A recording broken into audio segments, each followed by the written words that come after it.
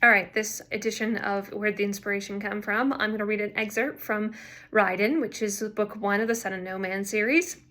And this is the introduction to Lance Carraway as he enters the village of Waterbranch. The homes were flimsy stacks of wood and stone propped against the city walls. The doors were solid, beautifully embossed with tin and copper. Lance passed the first house, the heavy-looking riveted door standing open, and paused at the second.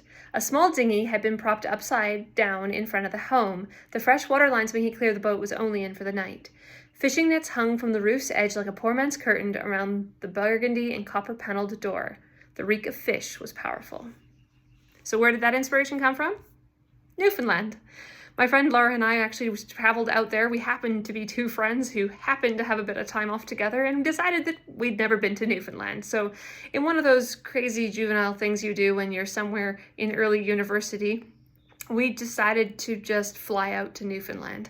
We managed to spend about a week traveling around and very spontaneous. We could move around anywhere. If we saw a festival, we stopped at it. We just decided to go to a couple of highlights like Rosemorne Park, but we landed in St. John's originally.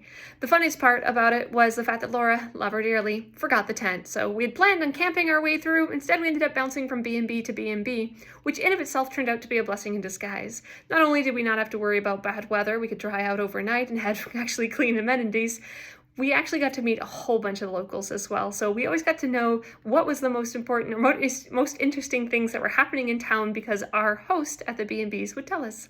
It was an excellent trip, a lot of fun. So it just goes to show how a mistake can still work out okay.